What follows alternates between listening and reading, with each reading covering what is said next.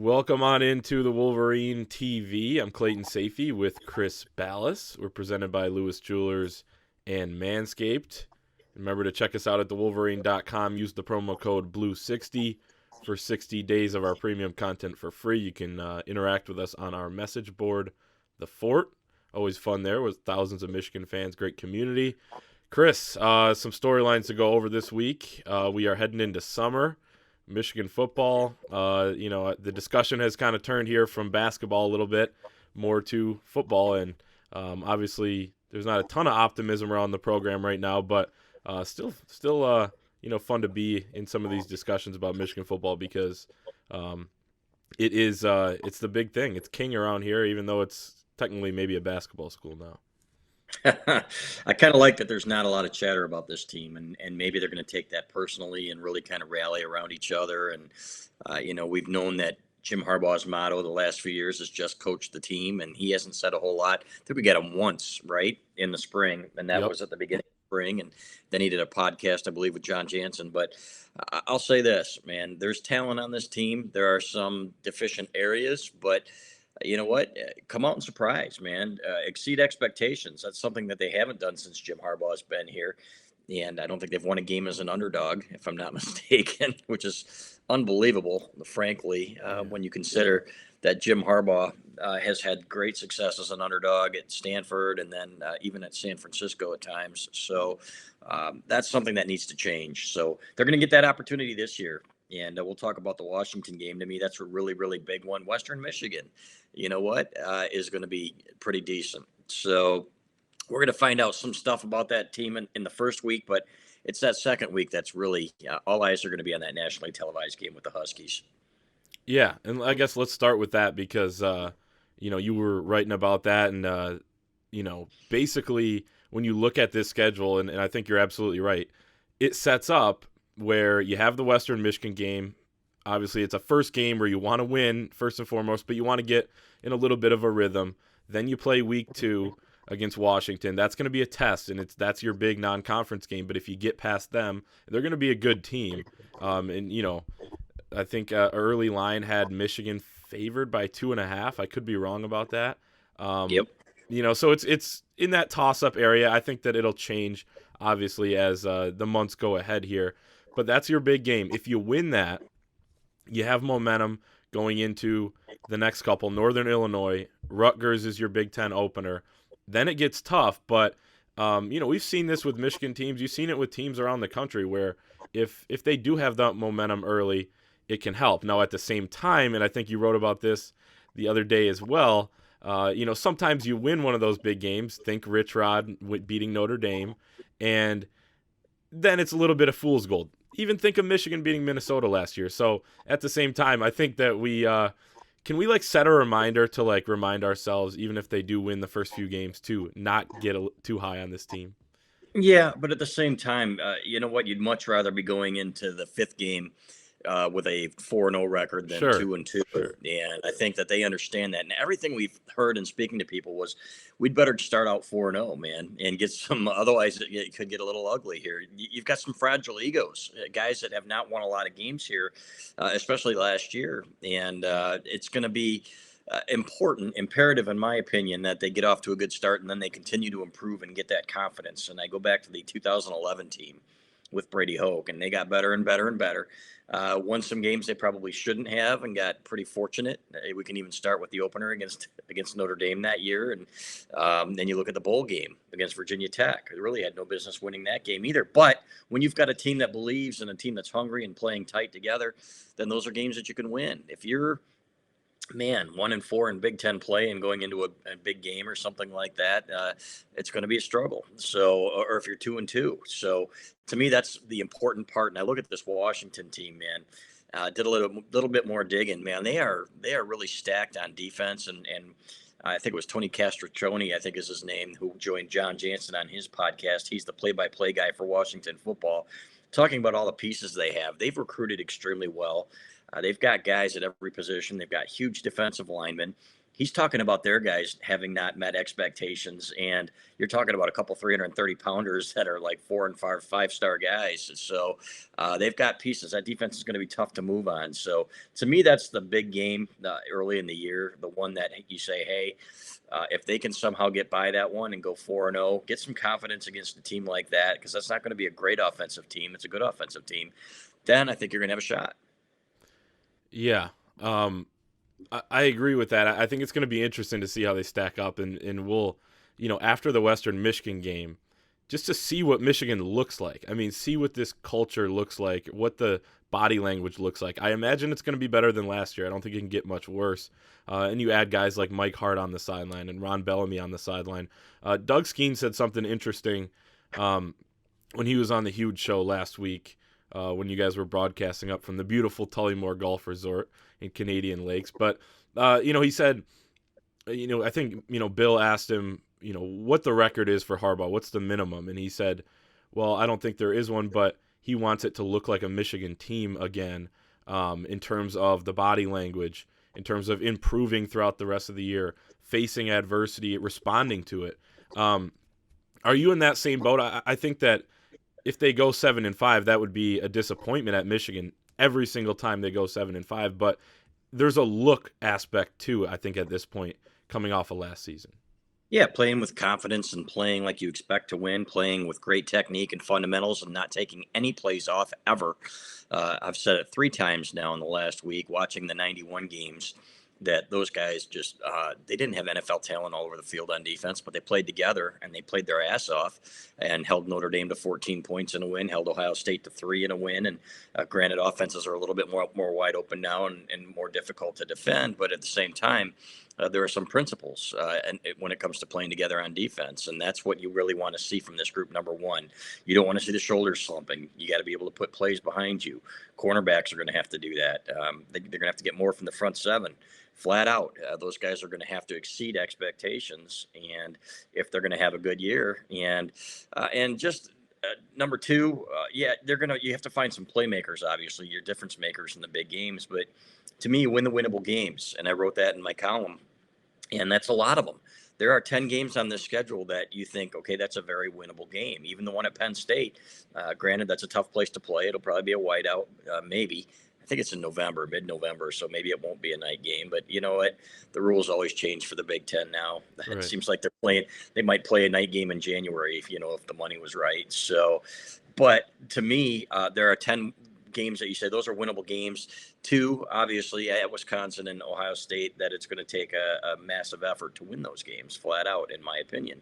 So, but if you can win the winnable games and then you're exceeding expectations, you're building some confidence. And I think there's some good young talent in the younger classes on this team, the freshman class, the second year freshmen. I think there's a lot of talent there, and you've got some more coming in. So, but that's what it takes, man. You got to get some momentum. Then it's going to help your recruiting. I love what they've done with the recruiting department, and they're really they've overhauled that, and they're really starting to make some inroads there. Long overdue, frankly.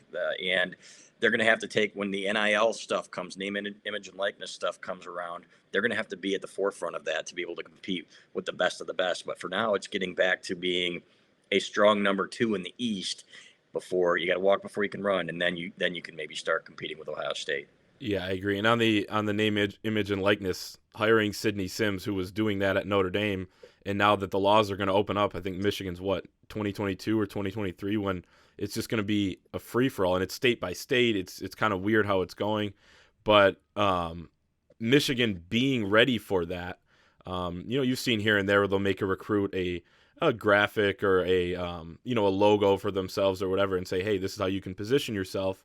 You get a huge platform here at Michigan, but to take it to the next step, that this stuff's going to be legal, where these kids are going to be able to make money in college doing this type of stuff, you got to be on the cutting edge of it. I think it's, like you said, long overdue for Michigan to now be in that big boy, in terms of, we're going to spend to do this, because we don't want to look back and regret not putting the resources into this type of stuff, especially when you're playing by the rules and some other programs aren't, frankly. Yeah. If you're going to spend money somewhere and not give, right, $100,000 to a kid to visit, then absolutely. Yep. Exactly. You mentioned the front seven a little bit. It's something we've hit on throughout the spring, heading into summer now, on how, this is an inexperienced front seven. They lose a couple key pieces. Kwity Paye, obviously, a big one. They've been thin at defensive tackle for a couple years now. They add Jordan Whittley this past week, Oregon State defensive tackle. He's going to be a seventh-year senior. He, didn't play his first 2 years in JUCO at Laney College out in California. Redshirted, played a couple years, played a year at Oregon State, sat out last year due to some health concerns. He's been through a lot in terms of different health things, injuries. He also had an arrest in his background as well that, obviously it seems like Oregon State did their due diligence, and same with Michigan bringing him in. But he's been through a lot. He's going to be an old guy in the room. He's had some weight problems as well. He's up to 358 according to the 2020 roster for Oregon State. But he's a body in there for Michigan at defensive tackle. 14 tackles, 3.5 for loss in 2019 before he didn't play, like I said, last season. He's shown some flashes. And, I think people are pretty okay with this move because they need more people in there. And even if he doesn't contribute that much, it's somebody else to come in and compete. It's a chance that somebody's going to come in because the guys on the roster right now, the Donovan Jeters, even Chris Hinton so far, Mozzie Smith so far, they haven't shown enough for people to be confident in that group. And I think, you see Michigan offering these defensive tackles in the portal. The coaching staff obviously feels the same way. Yeah, and I remember talking to somebody close to the program, and they said we need one guy in there. Maybe they should just add 40 pounds onto Mozzie Smith and let him take up two gaps. Well, guess what? You don't have to now because you've got a guy that's 358. And if you're going to have a hard time moving him, we'll see how much he plays. There's no guarantee. Let's be honest. Number one, everybody thought Willie Allen, the offensive lineman from Louisiana Tech, was going to come in here and automatically start at right tackle. And now he's not even on the team. He's going to UMass, and he couldn't crack the two deep because he didn't put the time in.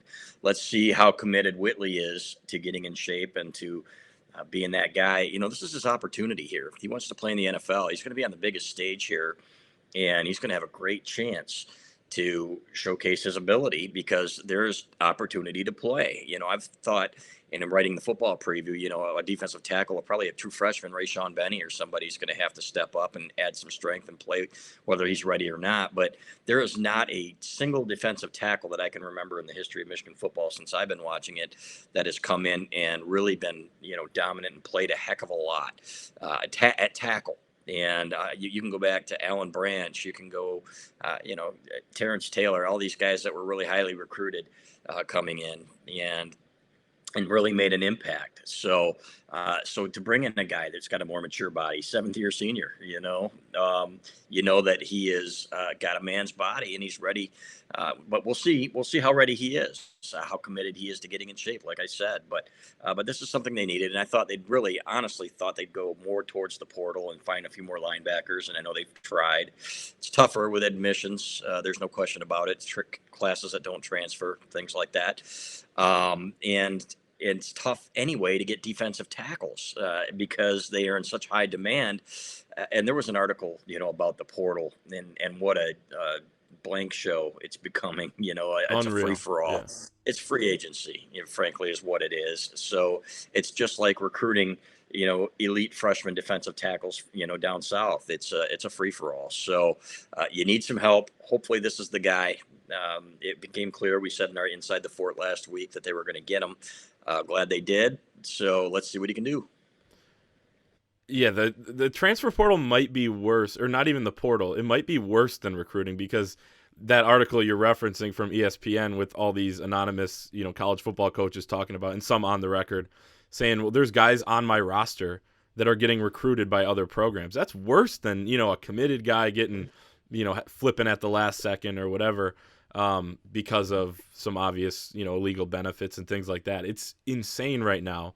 And that's why I'm not going to say case by case on this, but that's why you've seen Michigan, offer some of these kids in the portal and, they go to an Arkansas or whatever. But Jordan Whittley coming in, I think that he feels like it's the right fit to kind of take a step up.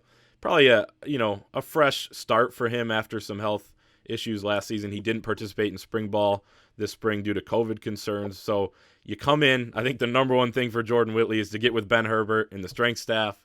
You want a big body in there, but maybe shed a few pounds, maybe get up to speed, obviously, with the defensive playbook and see what you can do, because defensive tackles are more important now than they were even a year ago for Michigan because of this 3-4 defense. There's going to be 3 on the field.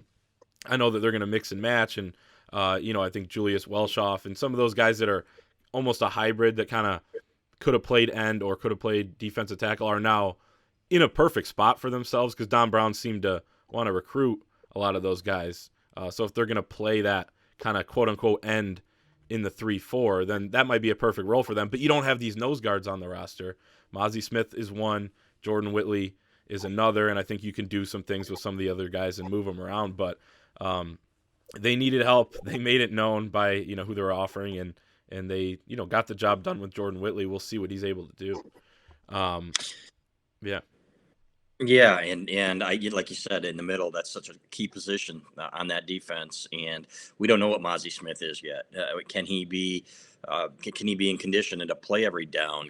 Will he be that guy that you don't have to take off the field after every second snap? And that hasn't been the case yet, and that's kind of been a knock on him. So maybe you got 2 of them, and they can split the reps. Who knows? But it's good to see him, and we'll know soon. I think we'll hear some reports coming out of summer, how he moves and things like that, and how good he can be. But they need help.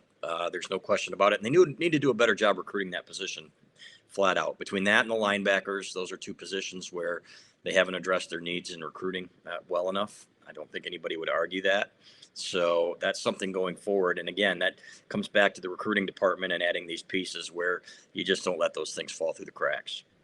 Definitely. And when you look at these 2 guys, like you said, split them, right now it's conditioning for both of them, because neither have shown the ability to play even half a game. Jordan Whittley played a quarter of the snaps for Oregon State in 2019 due to some weight issues and conditioning. Did really well and provided some pass rush too. He had the 4th most quarterback hurries on the team despite only playing a 4th of those snaps. So he's done some good things, shown some flashes. Mazi Smith, younger, hasn't shown as many flashes, but if both can get in the right condition, I think that both can contribute, and we'll see. It's going to be needed, like you said. Let's move on to Josh Gattis, who kind of silently signed an extension last month that came to light due to a FOIA request that was obviously granted. And Josh Gattis' contract comes to light that he signed a 1-year extension through the 2022 season. He was heading in to his last year of his contract, and we had talked about this a couple times on this show that the pressure's on for him heading into his final year of his 3-year contract. Now he has an extra year. He's going to get a raise of $100,000 if he is around for that last season. I think my immediate reaction to this was, okay, that's a little surprising because, frankly, the offense, and you look at the numbers, this isn't, me just saying it, has not delivered to the extent that you would expect it. It's taken steps back each season when you look at how actually good and efficient that offense was in 2018 under Pep Hamilton and Jim Harbaugh kind of calling the plays. Then you go to Gattis. It was an adjustment. They got hot towards the end of the year. And then last year was just a disaster altogether. And, you can't really pinpoint one thing. He gets this, and I think this is more about giving him a little confidence, saying, hey, don't press this year. Have a good offense. Do what you need to do. But at the same time, we've seen Jim Harbaugh do this before.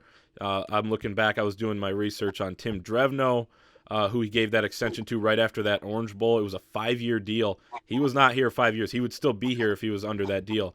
So this is kind of a vote of confidence in my mind, telling Josh Gattis, you're the guy for right now, and do what you do. I mean, you don't want him in the back of his head thinking about his job security. At the same time, the pressure is still on.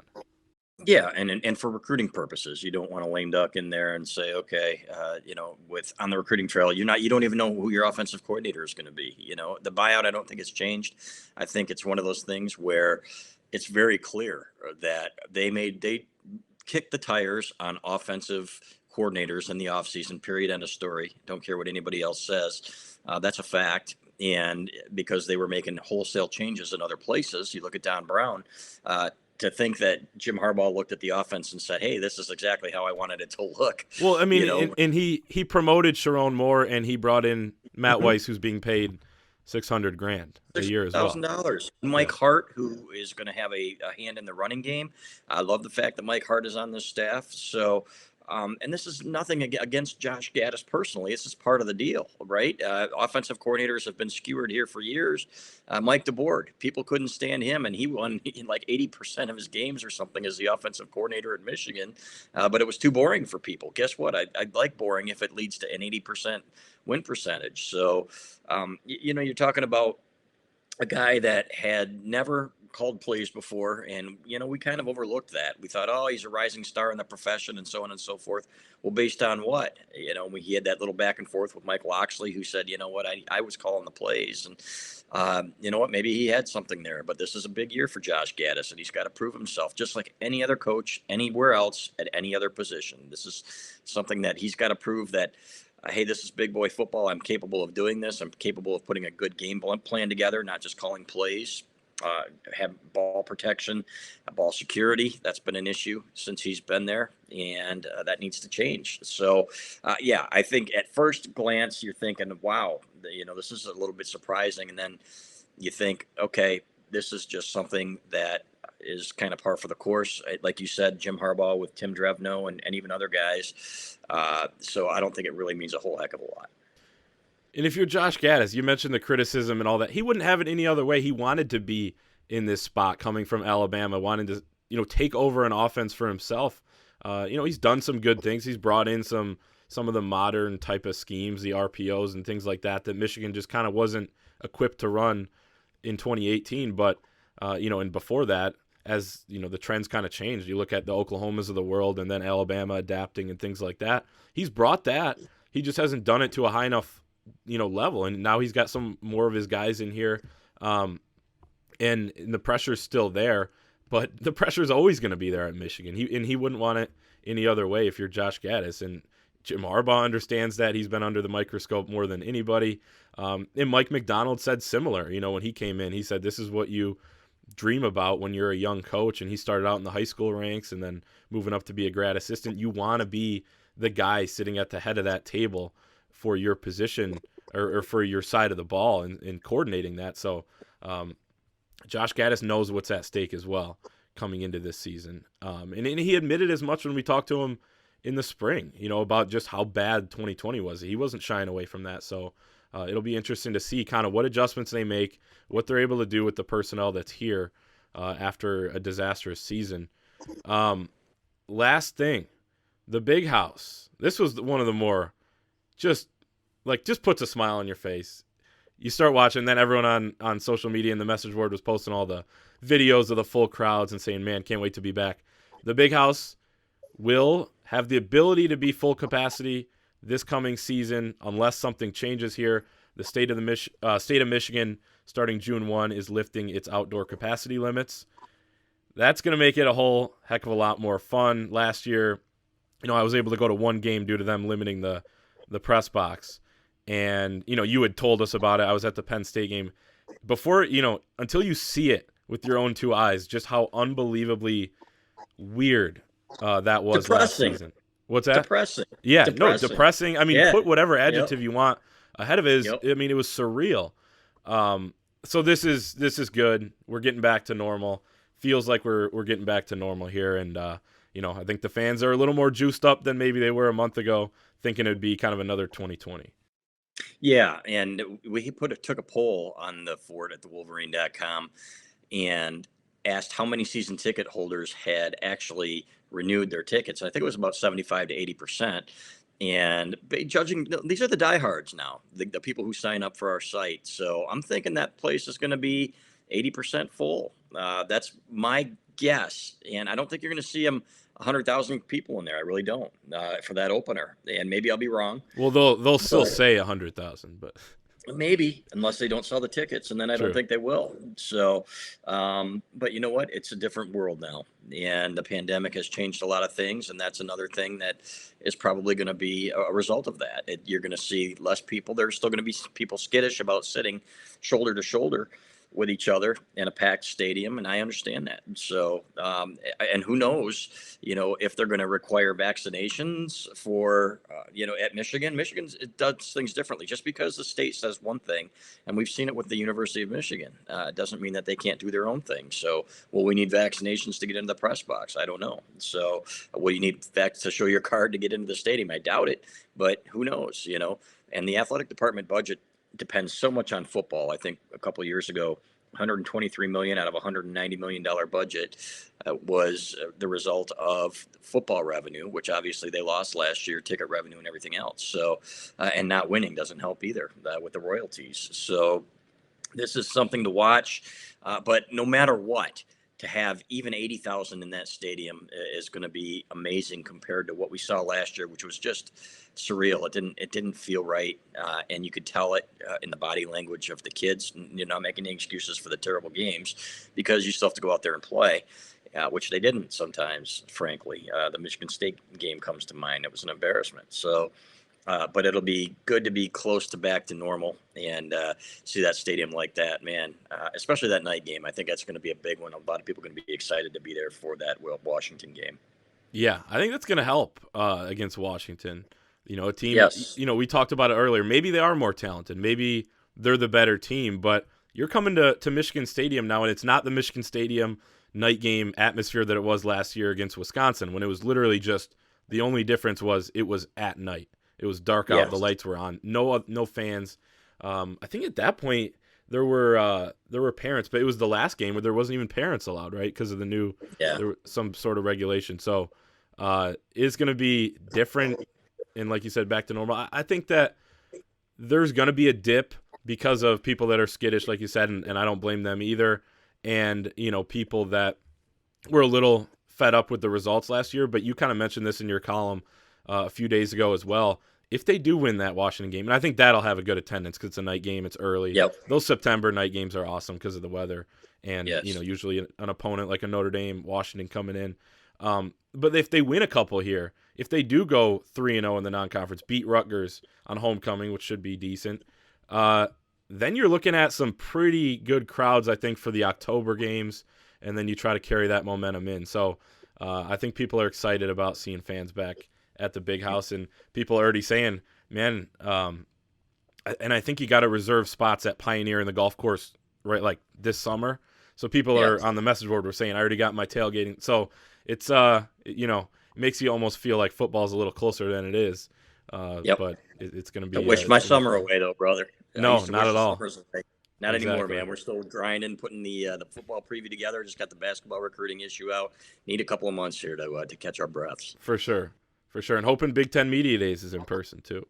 Sounds like it's going to be in Indianapolis, from what I've heard. Ooh. So instead of Chicago. So, yep. So that'll be different rather than Chicago, but interesting. And to have it in person will be great. That I missed the face-to-face interactions with the players, and Zoom just doesn't cut it. So let's get back to normal here, man, and get on with it. Yep, absolutely. All right. Well, that is our show. Check us out at thewolverine.com. The promo code is BLUE60 for 2 months of our premium content for free. And we'll see everyone next week.